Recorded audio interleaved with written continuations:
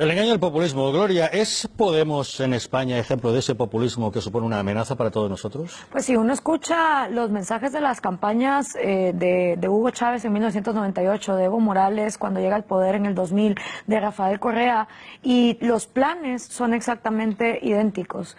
No hay ninguna duda, y aparte pues en el mismo tráiler lo hemos visto cuando Rafael Correa dice: yo tengo mucha afinidad con Pablo Iglesias. Estamos hablando que Ecuador es uno de los países, quizá con la excepción de Nicaragua y obviamente Venezuela, que ya es el desastre absoluto, donde hay menos libertad de expresión, y Pablo Iglesias también a su momento ha pronunciado que los medios de comunicación nunca deberían de ser privados, sino que todos también deberían de ser expropiados. Entonces, definitivamente, si uno presta atención, porque esto nada más se trata de prestar atención, se va a dar cuenta que es una estrategia y una agenda que evidentemente existe conectividad. ¿Cuál es la relación real que existe entre el Podemos de Pablo Iglesias y el régimen chavista de Nicolás Maduro? Bueno, primero el condenar la propiedad privada como una aberración de la sociedad, cuando yo creo que no hay nada más justo y más humano que cada persona sea dueña del sudor de su propia frente y que cada persona pueda pararse en sus propios pies con la tranquilidad de que no va a venir otro a quitarle lo que le ha costado pues construir. Esa creo que digamos es la primera. El segundo, el dividir la sociedad con odio. ¿Sí? En Venezuela se utiliza la palabra escuálidos versus pueblo, en Ecuador es pelucones versus pueblo, en Argentina es gorilas versus pueblo, en Brasil es cochiñas versus pueblo. O sea, nos damos cuenta que es una estrategia, y al tú dividir una sociedad en dos colectivos imaginarios, que realmente no existe tal cosa, no existe un pueblo y un antipueblo, existimos individuos. Aquí en España han hecho casta versus pueblo. Exactamente, entonces uno se da cuenta que desde el momento en que tú divides una sociedad con odio, existe ese germen y puede empezar a brotar.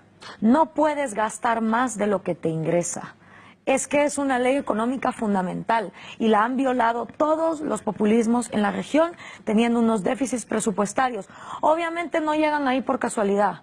Es también el nefasto trabajo que han hecho las derechas latinoamericanas en los años 90 y principios de los 2000, que hace que la gente se harte de la corrupción, le crea a estos líderes y entonces los vote. ¿Qué es lo que pasaría en España si Podemos llegase a gobernar? Bueno, obviamente hoy lo hablábamos en una radio, destruir instituciones en un país donde ya la corrupción es aceptada, tal vez es una tarea 8 de 10. Tal vez en España el grado de dificultad de empezar a destruir instituciones siempre se empieza por el legislativo, quitando diputados de la oposición, luego se empiezan a extorsionar jueces para que no haya juicios en contra pues de los casos de corrupción que empiezan a darse, se van cerrando medios de comunicación, etcétera. La cosa es acabar con toda la institucionalidad. Quizá el grado de dificultad en España sea de un 4 de 10, pero solo es cuestión, como digamos, del tiempo que te pudiera tomar y de la cantidad de sobornos que puedas dar en un tiempo delimitado, pero de que se puede y es posible, sí.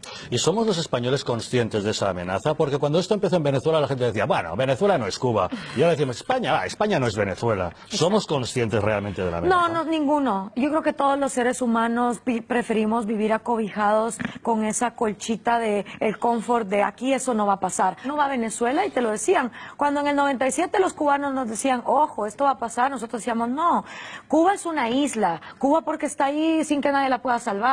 Nosotros somos vecinos de Brasil, de Colombia, aquí eso no va a pasar. Y luego pasa.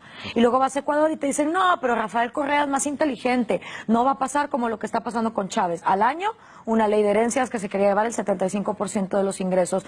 Con Morales lo mismo. O sea, todo el mundo no le gusta aprender de experiencias ajenas. Desgraciadamente, hasta que ya es muy tarde, pues en el caso de Latinoamérica lo hemos empezado a ver. La lista de personajes es larga. Hugo Chávez y Nicolás Maduro en Venezuela, Raúl y Fidel Castro en Cuba, Michelle Bachelet en Chile, Dilma Rousseff en Brasil, Cristina Fernández de Kirchner en Argentina, Rafael Correa en Ecuador, Evo Morales en Bolivia. ¿Estos personajes qué tienen en común con Pablo Iglesias y qué les diferencia? Y todavía faltan Daniel Ortega en Nicaragua, Manuel López Obrador en México, Manuel Valdizón en Guatemala, que menos mal y no quedó, etcétera. ¿Qué tienen en común? En el discurso, el dividir a la sociedad con odio, y la incongruencia más grande de todas, que es decirle a los que ellos sí consideran pueblo, porque claro, los otros siempre son muy pocos, esa minoría que vamos a sacrificar, pero decirle a la gente, yo te voy a sacar de la pobreza, porque tú eres demasiado tonto, demasiado débil, demasiado inútil para hacerlo por tu cuenta, me necesitas a mí, Mesías. Mientras al mismo tiempo dices, pero los ricos son unos malditos y tener riqueza es de inmorales. Entonces, ese discurso de decirle a la gente, conmigo vas a estar mejor, mientras al mismo tiempo condenas el hecho de tener riqueza, es como fundamental, es un sinónimo en todos ellos y su discurso.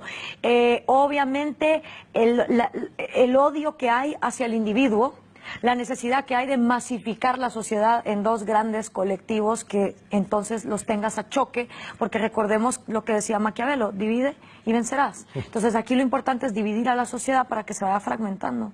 Y Gloria, ¿de qué manera se puede frenar el avance del populismo?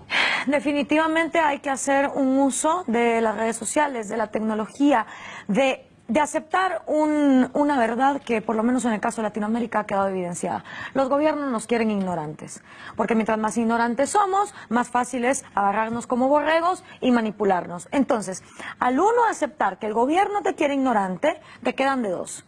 O sigues esperando cruzado de brazos a que ocurra un milagro y finalmente el gobierno te quiere educar, o agarras la educación por tus manos. Y si agarras tu educación por tus manos, agarras la tecnología y empiezas tú a instruirte como ciudadano, pero no solo como ciudadano, como profesional, como lo que tú quieras. Y desde ahí entonces hay tres vías. Primero, al autoeducarte, entender muy bien qué rol quieres que tu gobierno cumpla. Segundo, tomar una causa para que tu sociedad no se debilite, involucrarte en un voluntariado, en el cambio de una ley, en lo que sea que vaya de acuerdo a tus principios. Y tercero, hoy por hoy, todos somos un periodista en potencia, un justiciero en potencia. Hoy por hoy ya no es las épocas donde Stalin podía meter a miles de personas en los gulags y nadie se enteraba, o Mao Zedong podía matar de hambre a miles de personas. No, hoy todo el mundo es un justiciero en potencia que con su teléfono celular puede realmente evidenciar lo que está pasando. En el caso de Guatemala, que el año pasado tuvimos elecciones, estábamos a punto de que ganara un populista nefasto aliado con el narcotráfico. Y una de las cosas que hizo revertir, entre muchas otras, pero una de las que hizo revertir la votación fue que se infiltraron audios, donde él estaba extorsionando a todos los candidatos a alcalde del partido y les dijo, si ustedes no ganan comprando votos, no me llamen al día siguiente porque yo en este partido no quiero perdedores. Entonces, ese es el potencial que tiene una ciudadanía para desenmascarar las intenciones tal y como son. Porque aquí viene la otra cosa. La hija de Hugo Chávez está entre las 5 mujeres latinoamericanas más ricas que hay. La revista Forbes dice que Fidel Castro tiene una de las fortunas más grandes que hay en Latinoamérica. Cristina Kirchner cobraba pero millones de dólares que luego lavaba por tener unos hoteles en el sur de la Patagonia. Es decir, son tan descarados y está la hipocresía que son de los más millonarios que hay. Y hasta donde tengo entendido, ahora el señor Iglesias está entre las personas más pudientes que hay en este país. Con lo cual es como, atacas el discurso, condenas la riqueza, pero eso sí, siempre y cuando yo me haga rico con lo de los demás, todo está bien. Repito y vuelvo a lo mismo, que también lo he escuchado en España. Voy a votar a Podemos porque el PP y el PSOE han hecho un pésimo trabajo. Nadie lo niega. ¿Sí? El trabajo que también hicieron las derechas latinoamericanas ha sido nefasto y ese hartazgo social de tanta corrupción y tanta exclusión con un sistema económico que no se liberalizó llevó a las grandes masas a estar harta. Nadie lo niega, pero que estos sean nefastos no hace mágicamente a un niñito de primera comunión, y eso es lo que tenemos que entender, que no hay tal cosa como el voto de castigo. La gente a veces cree que cuando vota es para castigar a los partidos tradicionales, cuando al final el que te estás castigando eres tú, tu bolsillo y las posibilidades de tu familia de salir adelante. Bueno, lo estamos viendo en Venezuela, la más castigada es la población. Absolutamente.